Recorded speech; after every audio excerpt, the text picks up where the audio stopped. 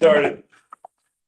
Start with the pledge. The pledge allegiance to the flag of the United States of America and to the republic for which it stands, one nation, under God, indivisible, with liberty and justice for all.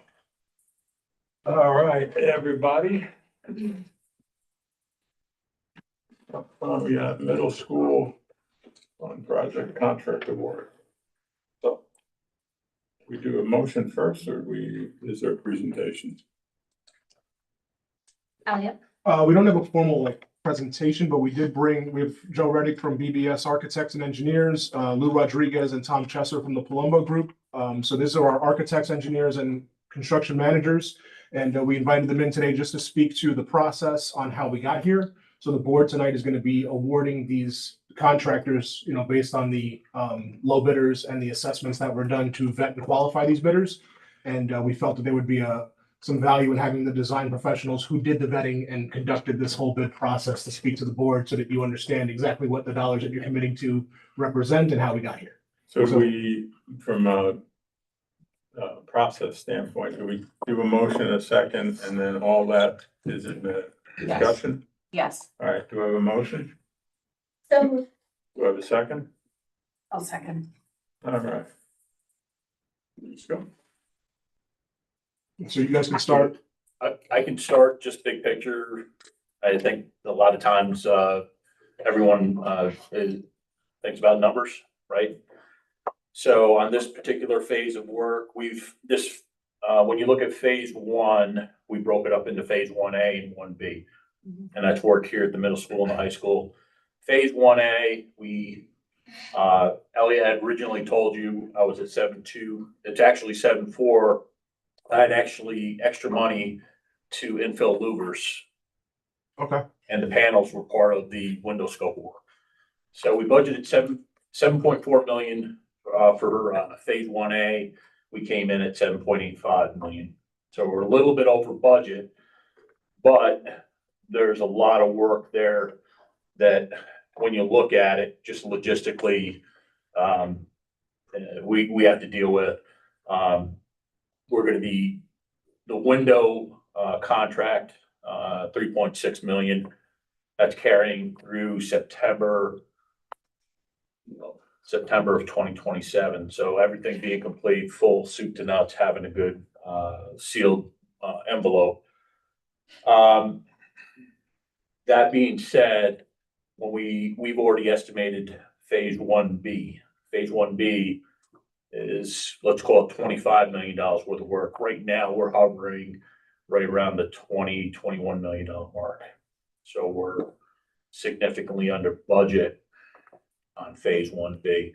So Can you touch on just for a second? Can you touch on how that happens in terms of the just general process at the front end and why we're roughly 10 to 15% under budget at this point in time based on what was done recently?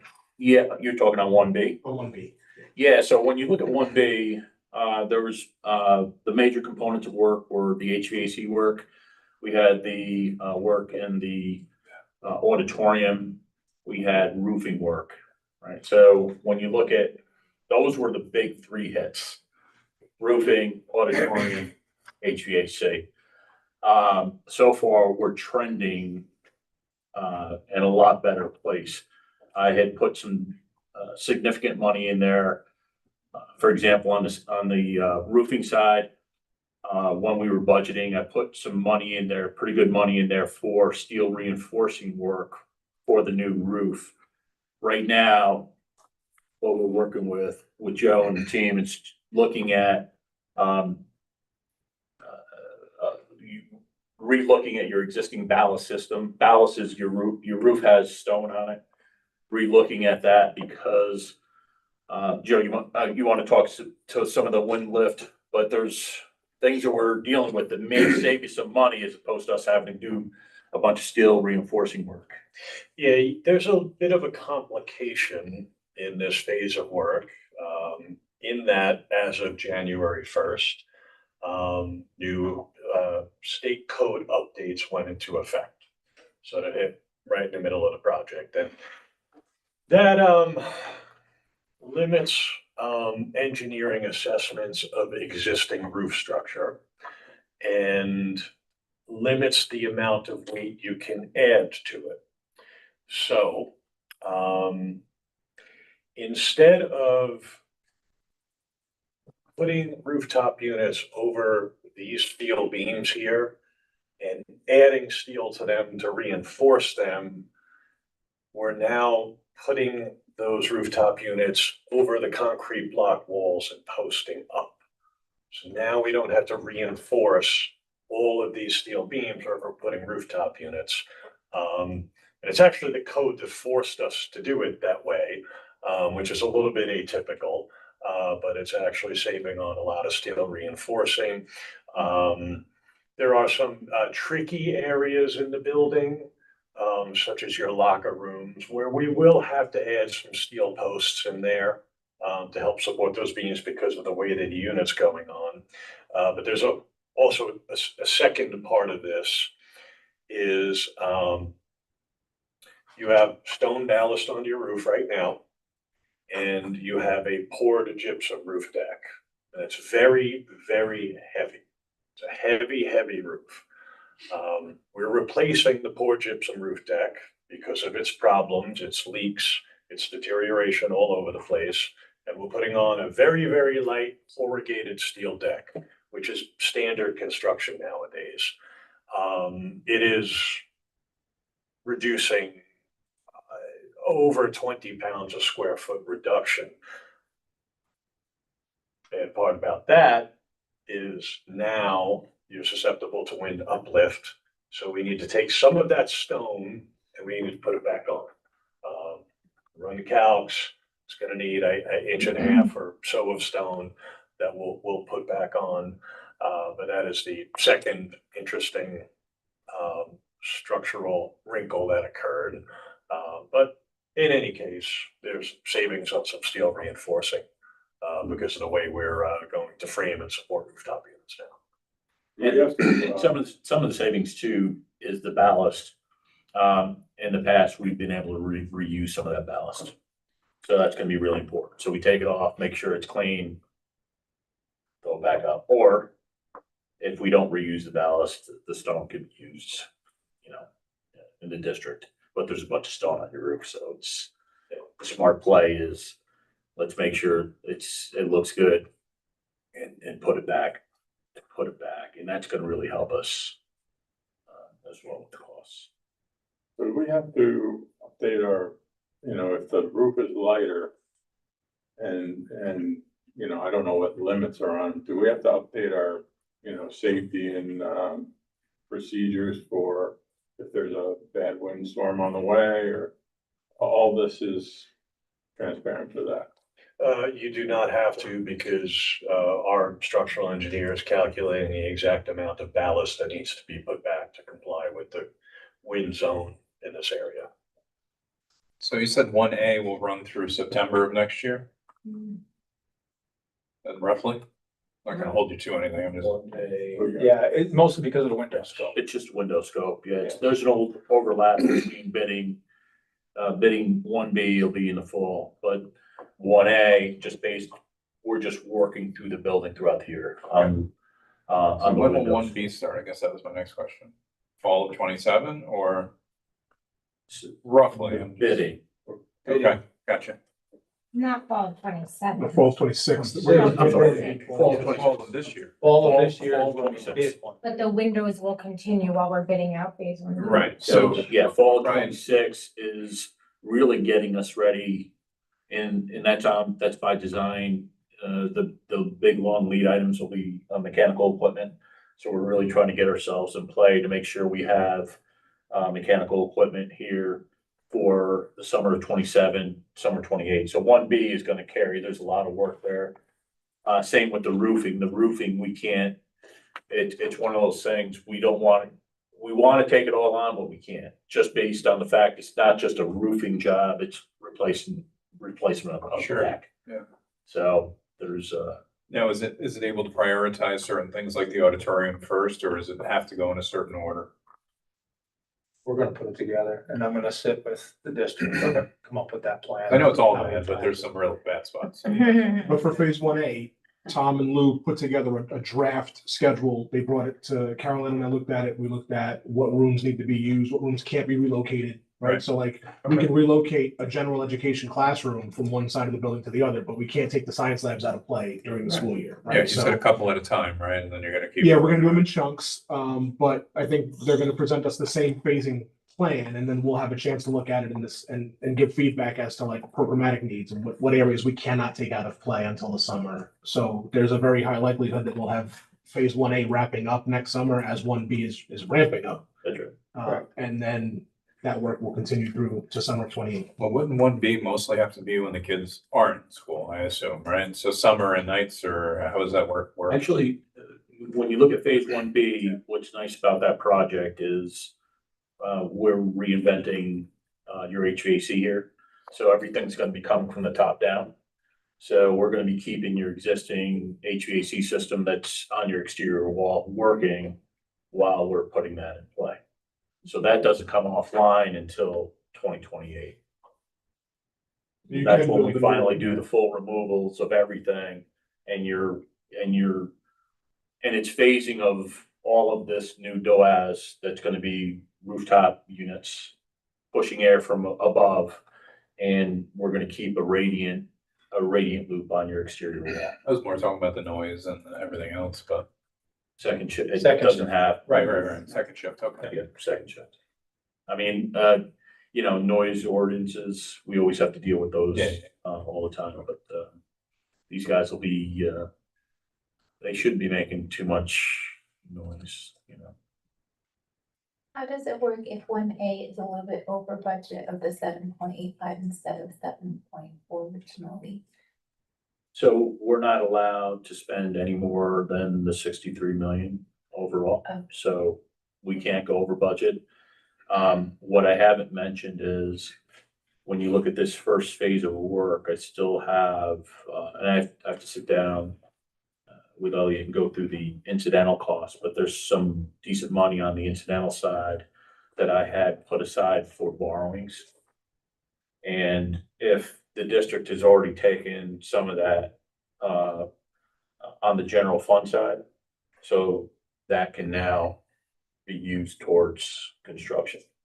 So when you look at the incidental side, it's architect's fees, construction management fees, independent testing, hazmat monitoring, lawyers' fees, printing costs, and financing is really the big one that we put a big number in there for financing. But there are some districts that'll take some of that financing costs and they pay through the general fund. So we don't want to have 500,000 sitting there on the incidental side when I can use that above the line and help us on the construction side. And it just helps us with any unforeseen conditions, things like that. So, and is it my understanding, so the 63 million, if that phases out, say for some reason costs go up or incidentals are more than expected at like 1B, then that's it? Does it just cut off there or are we? That'd be crazy. Sorry.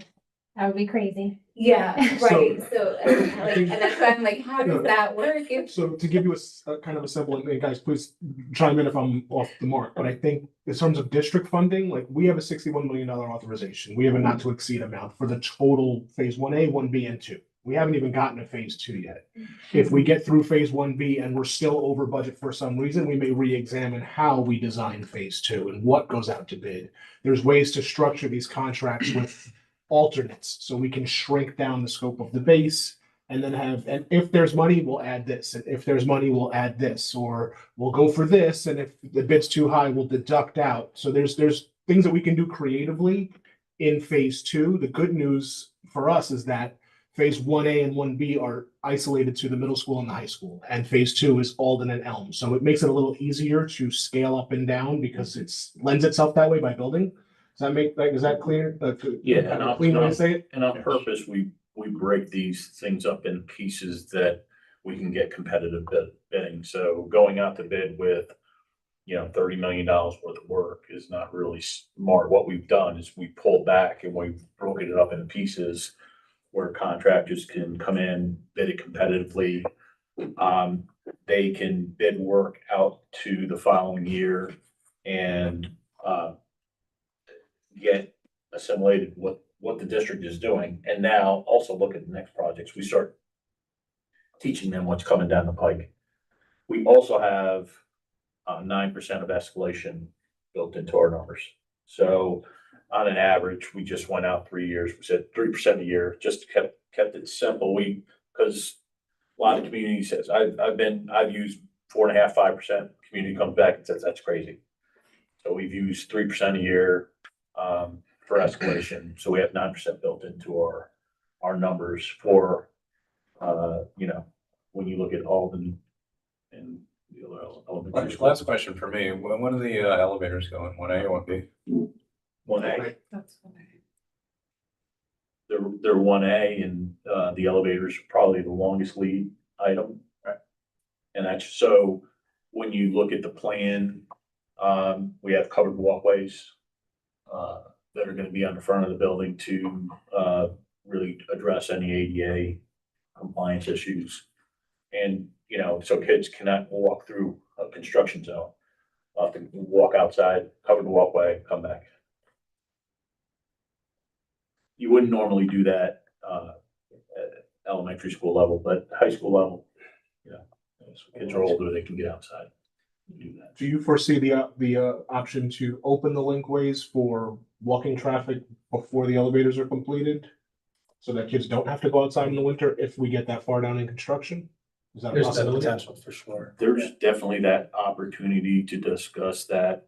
What we would normally do is, we, a great relationship with Brian Calandria over at Dutchess. Want to bring him in and say, hey, this would be the plan, what do you think? And get his sign off. And we still have the covered bridges for any ADA access, but for general access. We've already bought them, they're there. So, Yeah, the idea there is if we can open the linkways up for foot traffic, I can take that other classroom, that's our egress room, put it back into rotation. So if the fire marshal's on board, that's who you're talking about, right? So if the fire marshal's on board, we can write a partial certificate of substantial completion and submit that with the fire safety report to the state to get like a TCO, Okay. even though you're not completely finished.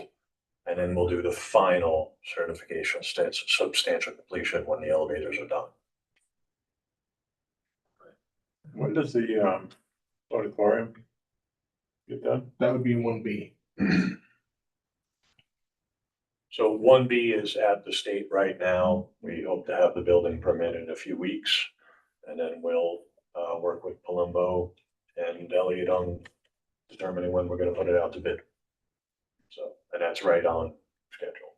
yeah, it's right on schedule, bid that this fall. And if it's a priority for you guys, we can just talk through how we can get that done in summer of 2027.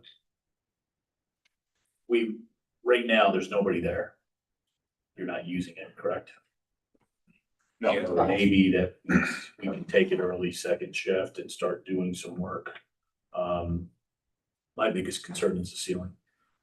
Other than that, what's above the ceiling, but other than that, I know that it's not so much a priority as it is. It would be great to see them excited coming back, say in September, and wow, our auditorium's back. Just something that both the kids and the parents can see, like significant changes being made. And we're gonna be adding a lift and egress, so it's gonna look different. Yes. From the inside. And logistically, so is this like, I assume there's, ongoing meetings with you and your staff, Elliot, but Yes. then does the board see it every month? Because the last thing in the world I want to do is find out, 3 months in that, you know what, we're hosed over here, or we don't have the money over there. I want to make sure that we have some progression. I don't want to get into, every board meeting has a 3-hour discussion on, you know, the window style. But it would be good for us to make sure that we're on top of any issues. So we Like I have, said, I know you guys are gonna be meeting. we meet bi-weekly once construction starts. So we'll have representatives from both firms. Myself as a district rep will be there every 2 weeks. I'll include an update in my monthly, usually the first board meeting of the month, I update the board. And then as we get to milestones, if we want to bring the design team in to speak to you guys directly, we can certainly do that. Yeah, I mean, I assume there's a risk manager that's involved in it and, you know, being able to, hey, look, there's some additional risk here, but we think we can do this, you know, like bulletized stuff. Mhm. Yeah, we like to be transparent on not just the dollars and cents, but also about how well the contractors are performing. Hey, you know what, they're doing a great job. You know what, they're really not doing a great job. We're really having a hard time. We've had to do this. We've discussed bonding options. We've discussed legal options. We want to be able to have those regular conversations with you guys. We want to be transparent. It's a, you know, these days it's a roller coaster ride with the contractors, so. And just to clarify for any of the board members that have not gone through an intense project like this before, any changes to the contract, any financial changes to the contract have to be board approved. They're going to come to you with a detailed explanation as to why that contract needs to move, right? So if it's $2 million and it needs to become 2.2 million, we have to explain to you why we need an extra 0.2, what happened and the rationale behind it, and the board has to approve it. Lou also said there's allowances built into these contracts. So while those allowances don't require board action, we would absolutely be reporting them to the board as, hey, something came up. We have it in the allowance. We're going to take care of it, but we just wanted to let you know. So anytime the dollars move for any reason, we're going to bring it to the board at the next meeting. Absolutely. And with those board updates, we'll give a full budget update as to the current standing. I have a last question for myself. So I think Elliot mentioned there were maybe 3 bidders, so I could be wrong. Of the bidders, Mhm. one has been chosen that you thought was. We have 5 prime contracts. So what you're going to see in that resolution tonight, I didn't mean to cut you off, Dina, but it's by trade. So we had multiple bidders for all but one of the 5 trades. And so these gentlemen and their teams went through and did interviews, background checks, previous clients, any state issues, all were addressed in those meetings to make sure that these contractors can actually perform what they bid out on. And we actually had one back out, right? It was one of the window guys. Yeah. So we had a window contractor that was significantly lower than the other bidders. And during that vetting process, we identified that there were things that they missed and they did not bid on. And so we gave them the opportunity to say, hey, listen, before you commit to something you're going to lose money on, do you want out? And they backed out. And so there's a very detailed process that we go through to make sure that these people can do the job we're awarding them to do. And so in the resolution, you'll see that there's general construction, mechanical construction, electrical construction, plumbing, and window construction, all spelled out separately. So there was bidding for each of those separately. Okay. And I do want to give credit to the design team because one of the decisions made very early on was to break out the window contract as a separate contract because the trend history in recent projects in the area is that the general contractor subs it out anyway and marks up the subcontract. So we estimate that we saved roughly $200,000 by separating that out. I put more work on the design team to bid it that way, but it's saving the district almost $250,000 in overhead. So that's another one of the efforts that this team put together to try to save us money on the back end. And you sure you can't reuse these windows? I Mr. think Rafferty there's no looks- saving those windows. Yeah, the savings would be in the dump. And wait till you see the new ones there. Like one, look a lot different. All right. Anything else?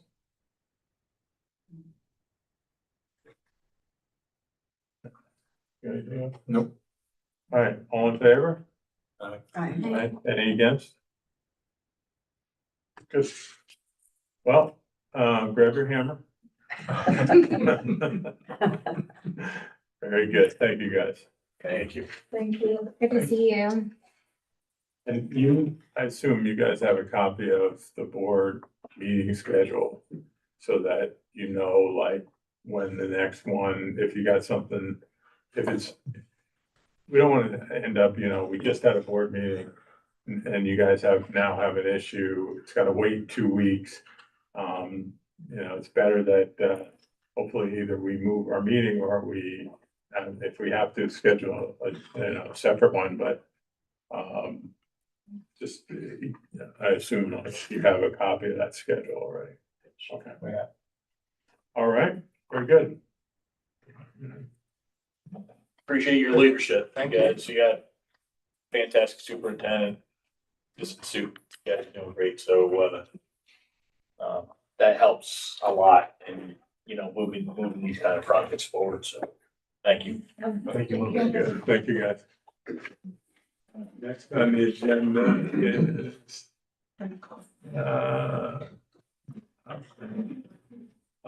is the approval of the motion for, Sylvain Nacab.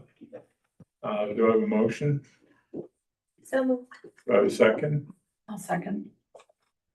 Questions, comments? This is just our annual contract for psychiatric evaluations. All in favor? Aye. Any against? Okay.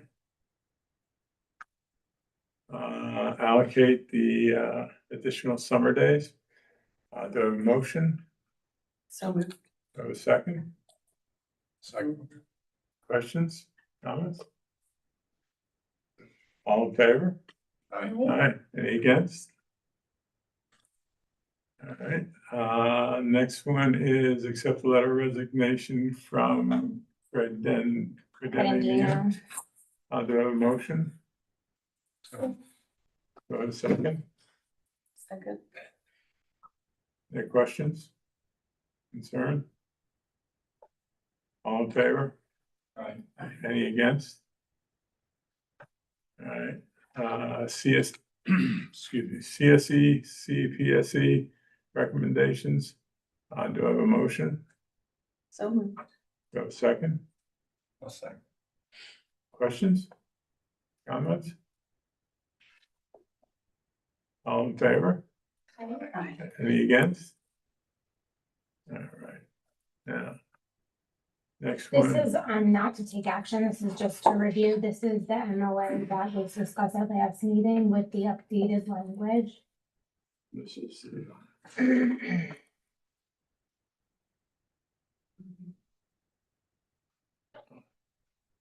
you guys, have you seen it?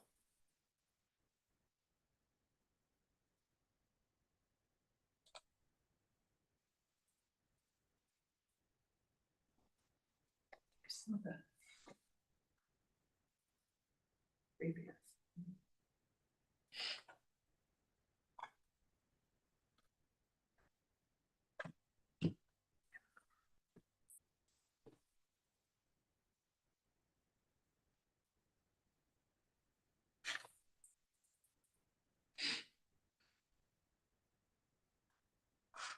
This is, No. this next.